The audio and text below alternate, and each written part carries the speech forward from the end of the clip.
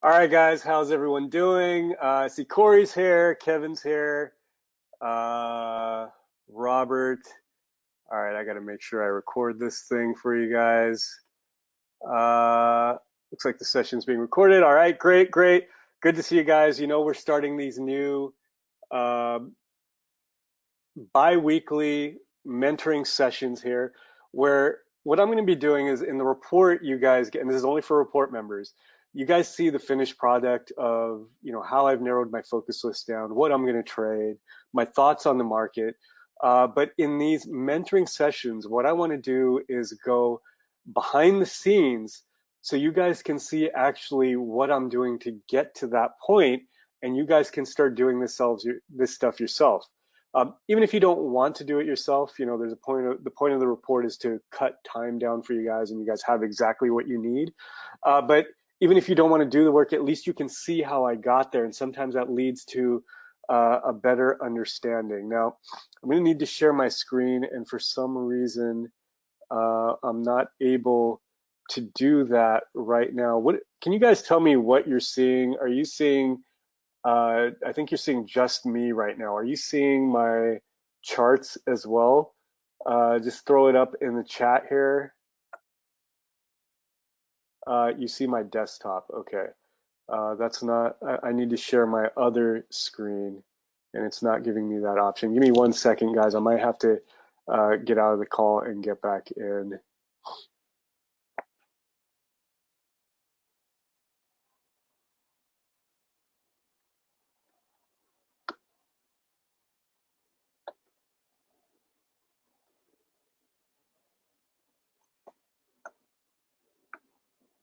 All right.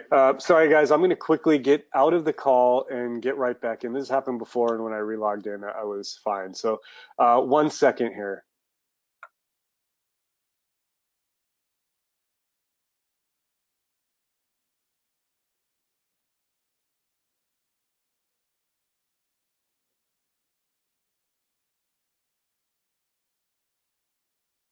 You know what? I'm afraid if I get out of the call, I won't be able to get back in. So what I'm going to do is I'm just going to move my charts over to the main screen. Um, so are you guys seeing my charts now? Still no charts? No? Okay, I put them over onto the desktop, but you guys still aren't seeing them.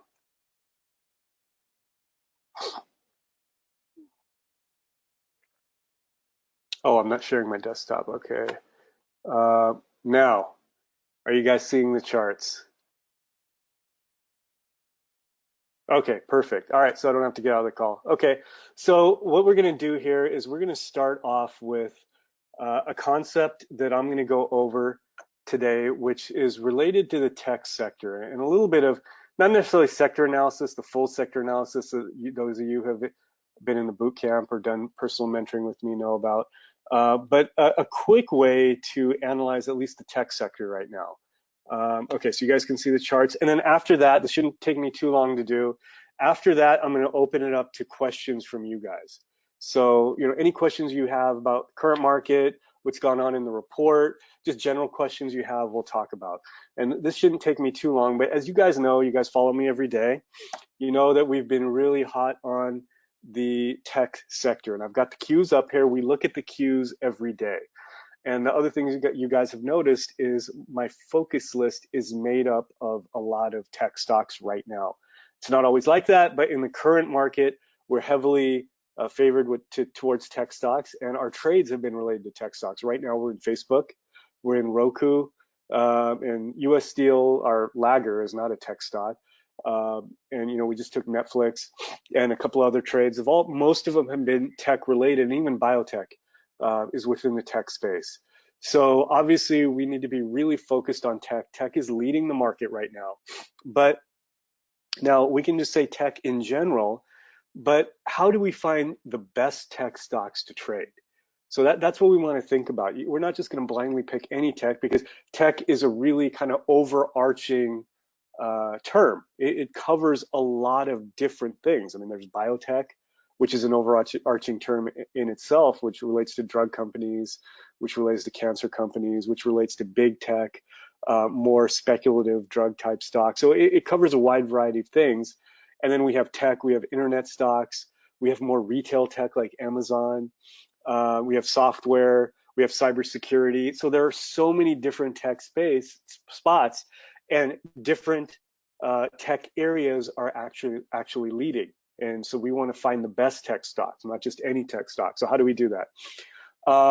Now, every weekend I do sector analysis, and we won't get too deep into the sector analysis, but what I do within TC2000 is they have their industry groupings, and I analyze all the groupings here. I rate them, and then from there, this kind of top to bottom strategy, I go into the stocks from the best areas and pick those stocks. But a quicker way you can do it, especially if you're a part-time trader and you don't have time to do all that, is you can take that area and pull up the ETF. So for example, we watch the Qs every day. The first thing we start with every report, before I even get to stocks, and I know when you guys were new, you're probably wondering, why am I always going over this one? It's not like we're normally trading SPY or the Qs or IWM. We're trading the stocks, but I always start with the top-down approach, starting with market analysis and looking at the overall market, and then breaking the market down. And we break it initially down to SPY, Qs, and IWM. Qs are leading, so that's tech. And well, that's not necessarily tech. Qs are not tech only, but they're heavily weighted in tech. But then we want to identify what are the best spots within the Qs or within tech that we want to be trading. A couple of ways to do this. One is the long way. And if you have TC2000, this is real easy, or there should be somewhere within your charting platform where we can pull up all of the stocks that make up that index. So I can take the Qs here, and on TC2000, you just take this little bullet point thing right here. And now this gives me every stock within the Qs. And there are 103 of them.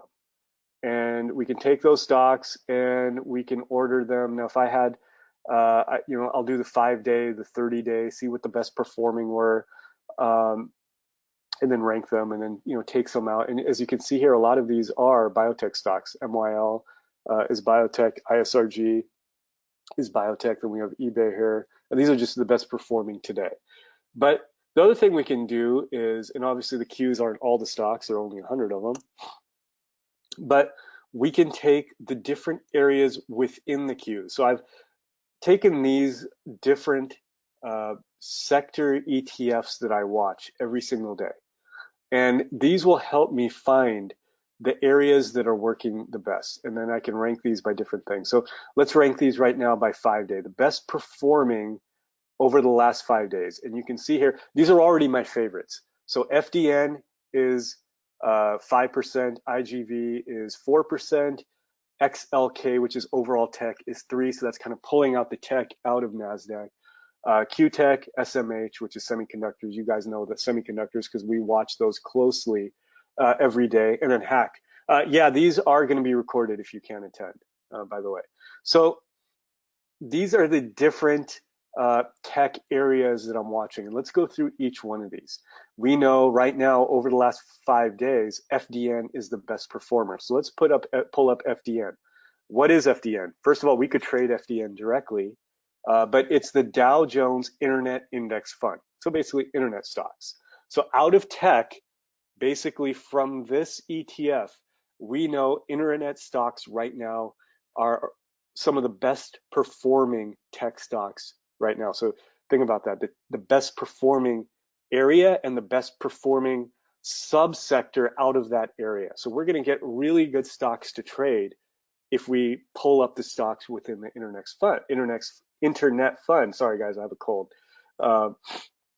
So if we pull up that, you know how to do that on TC2000, you just pull it up here. We have 41 different stocks within here. Today, the best performing is Twitter. And then we have Snap. We know these very well. They're on our focus list. Now you guys know kind of how I got to those stocks. It's by doing this on the weekends. This is kind of my routine every weekend, what I'm doing. Now there's a bunch of different stocks here, and we won't get into the nitty gritty of picking all of these. But now you know how to do it, how to find the best performing stocks and the best performing areas. Go to these ETFs. So you don't just have to trade the ETF. You actually have access to the stocks that make up these ETFs. So that's internet. Number two, IGV is software. So internet's number one, software is number two. So now we can go in and look at software, the best performing today. And there's going to be some overlap. So Snap is in internet and it's in software. VMW is doing well. And maybe I should add this. I haven't watched VMW in a while, but it's looking pretty good right now. And we can go through this. And I actually don't have a lot of software stocks on my focus list. They're in my watch list, but I haven't taken too many for my focus list. So maybe I should pull up a few from there. And maybe we see some more tomorrow. XLK is more of broad general tech, and we can't really see, well, I guess there should be some way we can see the old holdings in here, but it's not pulling them up right now. QTech is the NASDAQ 100 technology fund. So we could pull up all the different stocks in here. And then we have SMH, you know that very well. We watch semiconductors very closely. So all of the semiconductor stocks are going to be in here. And we know we're watching three very closely right now, AAOI, NVDA, and OLED. And they should all be in this fund here. And then Hack, and we've brought up Hack a few times in the trade report as well. That's cybersecurity. And you know we're watching Cyber and PanW right now, and those should all be in this fund here. And here's Cyber right here, and here's PanW right here. There's some other good ones in here as well. So that's the way you're going to break down tech. If you have TC2000, you can go in here and you can get the breakdowns of all these different really subcategories. But you don't even need TC2000 to do that. You can just pull up these ETFs. So anytime the Qs are doing well, go to these ETFs and break these ETFs down, and you'll be able to get a lot of good stocks onto your watch list from these ETFs. And obviously, as well, you can trade the triple leverage. So if you know Qs are doing good, TQQQ, not all of these have triple leverage. We know semiconductors do. So SOX L and SOX S, we've traded those before in the report, so you guys know those well as well. So remember that, break down these ETFs, look for the strongest stocks within those ETFs, and then you're going to have a really strong watch list. And from there, as setups start to develop, you can break that down even further and have your daily focus list made off your watch list. So that's what I wanted to go over today. So now you guys kind of have a good idea of how to build a watch list based on these strong sectors just by looking at ETFs. It's as simple as that. Look at these 5 or 6 ETFs, and you're going to build a basket of really strong stocks. Okay, so that's the lesson for today. Now we're going to open it up to any questions you have, either on what I just went over, stuff that's going on in the report, any trades I've taken, basically any questions you have, we can go over here right now. So why don't you guys go ahead, type it up in the chat, and we'll talk about it. How do you set up those 5 and 30-day performance filters within TC2000? All right, let's take a look. What you're going to do is, and you guys probably noticed I'm using an older version of TC2000. I use a Mac, and TC2000 doesn't support Macs anymore, so I'm using the old software here. But I'm assuming the new software is pretty similar. You go into new, you go into either condition or indicator, it doesn't matter. Name it, put the formula in here, hit OK, and then you go. Once you've done that, it's going to be stored, and then you go to this plus column here when you pull up your, whatever you have up here. Go here, go to my conditions or my indicators. I do it under my indicators, and then it will be sitting there, whatever you named it. Double click on that, and then you'll have the column there for you. And then you can just double click on those and it'll rank them. Will the IPOs figure in the list? Yeah, a lot of great IPOs right now. I've been trading them in my more aggressive accounts. I've been trading some of them very aggressively. I'm more hesitant to do that in the report because the report is more geared towards a safer trading style, for part-time trading. But definitely, this is a really good market for IPOs right now. The only IPOs I've been including in the report focus list are some of the bigger, what I feel like safer ones, like Spotify, Spot. My mind's blanking right now, but Dropbox, Snap, and a few others. But definitely the ones you pull up here, Ram, are good ones too. BILI, IQ. IQ is a great one for really aggressive trading, but probably not if you're overnight holding and you can't watch the ticker all day. I'm not familiar with I, or is that L? And obviously HUYA has been a great one as well. Can you use Finviz? Yeah, you definitely can use Finviz. I haven't used it to break down the ETFs, so I don't even know if you can break down the ETFs, but they definitely do have industry subgroupings that you can do. It's a little more time consuming than TC2000, but you definitely can do some sector and industry analysis on Finviz for free. Yeah, Parallels is great for Mac. I try to keep my Mac clean and not use Parallels, but maybe that would be an option for me.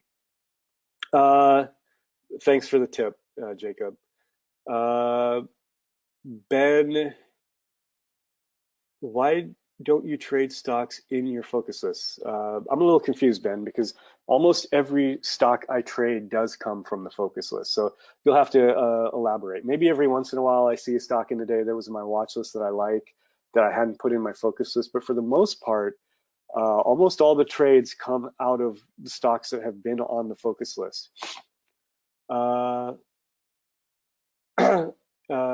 Yeah, Mike. So Mike has a question about using Max and TC2000. Basically, what I had been doing was running TC2000 through my browser, and on Monday it wasn't letting me do that. It was saying it had to be run out of Explorer, but when I opened up the software, if I paid a little extra for another new feed, it allowed me to use the old software. So I'm back able to use TC2000 now. Kevin, that's right. So Kevin emailed me yesterday about moving my stop up on Facebook, and let's talk about that. His question was, when do you move it up and where do you move it up? And part of that is subjective, but my thought process, and you guys have seen me doing that a lot lately, moving up my stops. And part of my thought process there is once I have a decent sized gain, even 1.5 to 1 on my risk, I don't want that trade to turn into a loss. So I like to turn that into the break even or win kind of setup. So if I've got, say, 1.5, where I can't really take the profit yet, but I don't want to turn into a loss, I'll move my stop up to entry level. So we're at that spot right now with Facebook where I'm not quite at that spot. Maybe we could take profits here around, especially when it was at 194 today. But I really still like the stock. I love the market, and as you guys have seen with the lesson, I love tech right now. And Facebook has been a very strong stock. It has pretty much ignored the all that bad news that came out in March and completely invalidated that. And now, even with a little bit of shaky news yesterday with Apple kind of using Facebook as in their conference yesterday, they basically said they're not going to allow Facebook and other companies to collect data from their browsers, which long term could hurt Facebook. But Facebook handled that well today.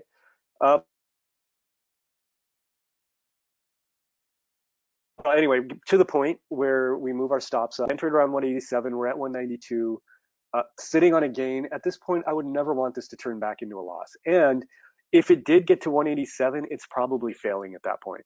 So there's no need to keep my stop where it initially was. So my stop is at entry level. That's kind of the first thing without thinking, okay, I'm up 5 points. I'm going to put it to entry level. This is kind of that sweet spot now where it's either a break even or a win. I don't have to worry about a loss at this point. Now we have to decide, where do we keep moving the stop up? And you saw me doing a lot of that on Netflix, where we kept sliding it up, sliding it up, sliding it up until we got out yesterday. And obviously I wish I'd stayed in, even though that was, the trade of the year. It went up another 10 points today. But the reason I got out yesterday is I was a little nervous that I was getting out, I was getting within its volatility zone. And what I mean by that is stock has kind of a natural volatility, and I want my stop to be able to play through that. I don't want to just get chopped out as I'm moving my stop up. So, I think entry level right now, if we look at the chart on Facebook, 187 our entry level is still under the 9. So even if there was some back and forth here, we wouldn't get chopped out of a good trade. And as it starts to increase, I'll keep moving it based on that volatility of the stock, and then also start thinking about where I need to take profits. And that happened with Netflix. Let me pull up Netflix here. Obviously, I wish I would have stayed in it. We'd be in another 10 points right now.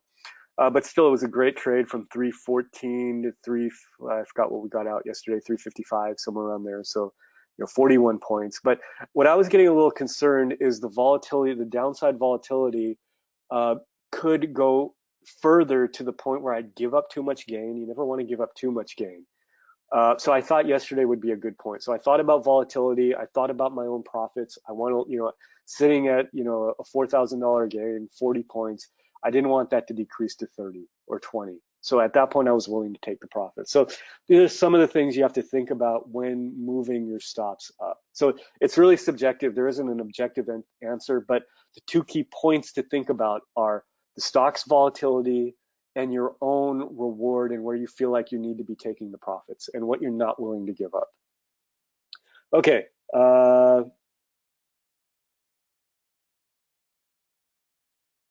My take on SGH and EPAM from Davey. Davey is a long-time report member, a fantastic trader.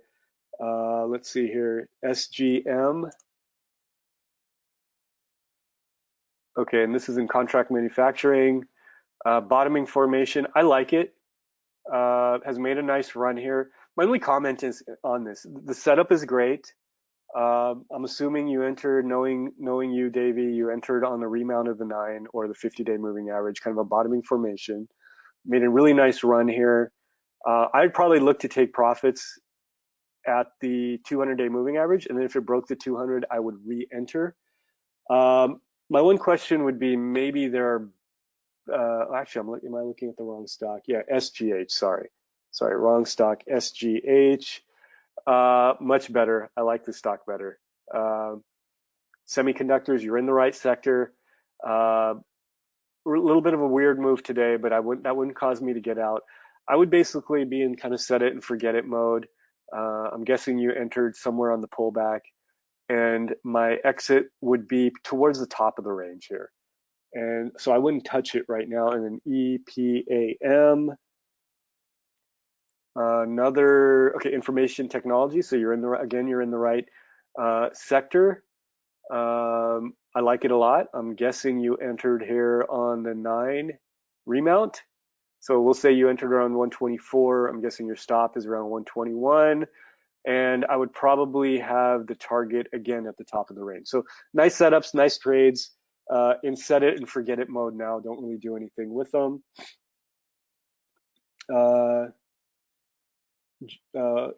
George or Jorge, Q's at resistance level. How do you see the rally continuing? Yeah, so resistance levels are not the be all end all in terms of getting out of a trade. If the market is really strong, I will play through a resistance level. You guys already saw that with Netflix, and you're seeing that with Facebook. That if I really like the market, I will go for the bigger win. Now, with the Qs specifically, they're breaking the highs, but I still like this area a lot. Maybe it pulls back some here, but I'm still very bullish on the Qs. Can we trade bearish gaps from Ram? Yes, you can. Kalpesh, are you able to look at one of the stocks we traded a few months back, BRZU? Yeah, we can analyze this. What I'm going to do is in one of our coming mentoring sessions, I'm going to do a trade review. So I'll have my performance for 2018. I'll have all the trades up, and we'll go through a lot of those trades. So I won't do that right now, and I don't even remember now where I entered that trade, but we'll definitely do that in the coming mentoring sessions. I see gappers daily, but not sure if they are good for a swing. Yeah, there are specific spots. I trade gappers aggressively for swing. in my more aggressive accounts, not as much in this style of trading. What I would say, if you are going to trade gappers, make sure the stock has explosive volume, and it's always helpful if it has a lot of short squeeze potential. So if you have those factors, those are good factors for trading gappers. Thoughts on UWT? I think we've been talking about UWT a lot. We wanted to see how it tested this range and hasn't done well. I would not call this a reversal signal yet. So for now, I wouldn't touch it. I probably won't touch it unless it can, and actually let's look at USO should be how we do our analysis. I probably wouldn't touch it unless it goes down further and puts in a strong reversal candle or remounts one of these moving averages. So for now, it's kind of wait and see mode for oil. Why don't you trade options? I do trade options. I just don't, there's a lot of stuff I do that's not geared towards what this service is. And a lot of the strategies, all of the strategies we use in the report can be, if you know about how to use options, you can use different option strategies aligned with the strategies we use in the report. Okay, Raj wants to know how I adjust market exposure with market conditions. Yeah, so well, you guys hear me do a market analysis, especially on Mondays, where I set up the week, and you often hear me say I'm market neutral, I'm slightly bullish, I'm very bullish, slightly bearish, very bearish. That market analysis guides how aggressive I'm going to be, and you guys have seen this. You know, a lot of 2018, I haven't been very aggressive. There are periods where I know it's a little frustrating for you guys because you always want to be in trades, but as a swing trader, have to know when to pull back. So there've been periods where there might be a week and a half where I don't make a trade or I'm only in one position. And that was because of our market analysis and market conditions. And there are a lot of factors that go into it. Market breadth, what we're seeing underlying, and I always touch on some of that stuff in the report, why we're in that kind of thinking. And then periods where we get aggressive, and we have been getting more aggressive now because we like what we're seeing in the market. So yeah, definitely periods where we are more aggressive and less aggressive. When the market is on a range bound day like today, do you watch 5-day instead of 30 days for Guillermo? Guillermo is also really knowledgeable about trading. Good question, Guillermo. The specific day doesn't factor into whether I'm looking at the 5-day or the 30-day. What makes me look at the 5-day is if we've had a new kind of run. And normally in most, if we look through most of 2017, there wasn't a lot going on specifically in very short periods. It was basically a longer term trend. So the 30-day was really important for us as swing traders. Now, more recently, we're getting this move in here.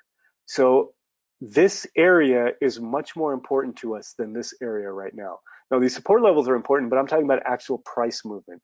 This, the last 5 days is very important, the last even 30 days. So I'm very focused on adding the 5-day and the 30-day, whereas a lot of periods I don't even care about the 5-day. So yeah, right now the 5-day is important. Okay, what do I mean by focus list versus watch list? Good question, Jason. I should clarify that. When you hear me say watch list, I build these watch lists. I have 5 main watch lists, much of it coming from my sector analysis. That's a big list of it can be 200-300 stocks. That's not what you're seeing on a daily basis in the report. You often see some of it on the sidebars here. I'll have one of my lists pulled up, but that doesn't help you in trading today. It's actually too much. Every night I go through my watch list and I pick the stocks that are closer to setting up. Those are the stocks that's why I call it focus, where they're in focus. So those are the stocks that I'm potentially looking to trade. So that's what I mean by focus list. There's a bigger list of watch list stocks, which are good, strong stocks, but maybe I'm not ready to trade them yet. Then focus list stocks are the stocks I've narrowed down to trade with potentially today or tomorrow or in the next week. So that is what the focus list is.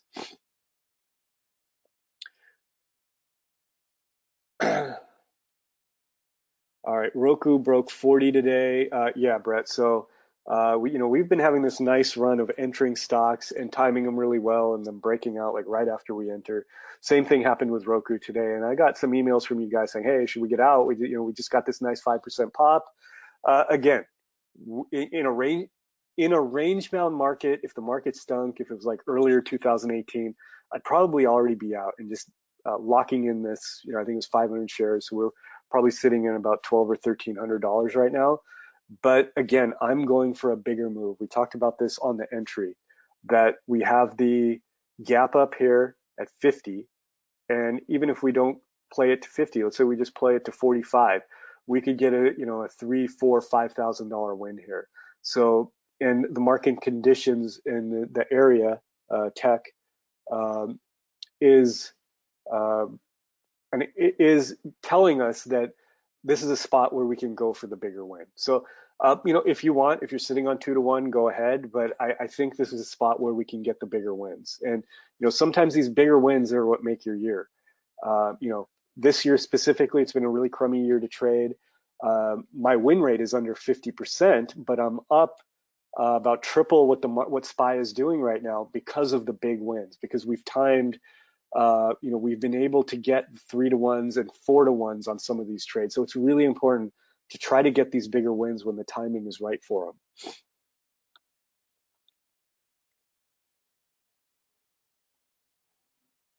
How often do you recommend we drill down into stocks within ETFs? Uh, yeah, we do that. I generally do this once a week, unless there's a specific change on a daily basis, like all of a sudden a sector comes out of nowhere and has an explosive day based on some news, and we think we need to start watching it now. Otherwise, I do it on the weekends, Jame, and I think you do that too as well. Loxo was a great trade. Can you explain how you knew to sell after it gapped up? Good question, Corey. I think if you listen to the video, I talked about it in the video. Uh, Specifically, biotech pops that are based on news, uh, I usually get out that morning. And I was getting indications because we were watching it pre-market, and remember in the report, I was in pre-market. I said, "Wow, we're at 120, or sorry, 224." And then by the time we were at the open, it was like 210, and then we got out at I think it was 206. Um, This is a common phenomenon in biotech stocks. There's a big pop on the news, and then they deflate. Um, Usually what we're getting with biotech is indirect news catalysts. And what I mean by indirect news catalysts is based on rumor, based on some, maybe it's good news, but it's not earnings, it's not something fundamental, it's not something really core to the company, which is stronger. And we see this a lot in biotech. So I tend to just jump out of the position if I get a big pop on LOXO. All right. You mentioned Snap earlier, which probably is on the focus list. Why wasn't it traded? Ben, I can only trade so many stocks. So yeah, ideally, if I could, I would trade every single stock that I like. We're limited by the account size. So I can only take a certain amount. So if I didn't say and take Snap, it means I probably like something else. But definitely Trigger, definitely a good trade. There's multiple ways to use the report. You can just blindly follow the alerts, which I recommend you do not do. I think you should be learning from the reports, taking the focus list, and making your own decisions. That's the best way to trade. So if you thought Snap was a good entry, you should have taken it. All those focus list stocks are usually good entries if what we talk about in the report triggered, and that happened with Snap. Do you use ATR levels? I don't like to use the calculation, but in a sense, I'm eyeballing what I see as ATR. So you could, in a sense, saying that's what I'm doing, but I'm doing more subjectively rather than actually using the calculation. Is there a good indicator that you recommend for volatility? The best indicator is your eyes. Just eyeball what you're seeing. It's not that complicated. And often the reason I don't use, now you see this 55 here, that is a volatility measure. And I do take that into account, but I much prefer what I'm seeing rather than the calculation.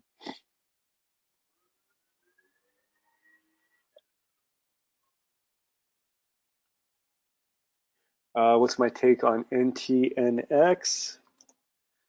Nice trend in a very good sector. We just talked about software. It's been a volatile stock, so that's good. I think it's a good entry either here or wait for a break of the high, but looking a really nice stock.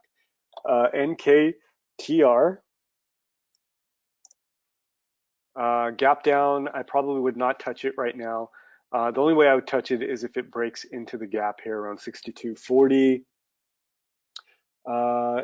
George entered NVIDIA at 246. Fantastic entry. We talked about this entry in the report. Good example of someone using the focus list to trade on their own. I think you want to know when you should exit. I would say stick with it and just move your stop up probably down here to about 258 or so, just under the high range here. You lock in a good gain, but there's a lot of potential for a bigger move. Robert entered AAOI, another focus list stock we talked about, made a huge run here, waiting for a pullback to enter again. Yeah, I would do that. I would not enter here. I would definitely wait for a pullback.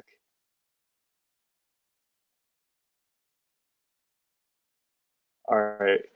A lot more questions here. What I'm going to do, guys, is I'm going to log these questions and I will put out a little video here by the end of the week answering some of the questions here that I couldn't get to. Great questions. There's some stocks here. A lot of questions I've already answered, but I will go through here, answer more of your questions in the video. If you have any other questions, go ahead and email me. We're going to do these twice a month, and they'll be every other week. So the next one, obviously, then is going to come the week after next week.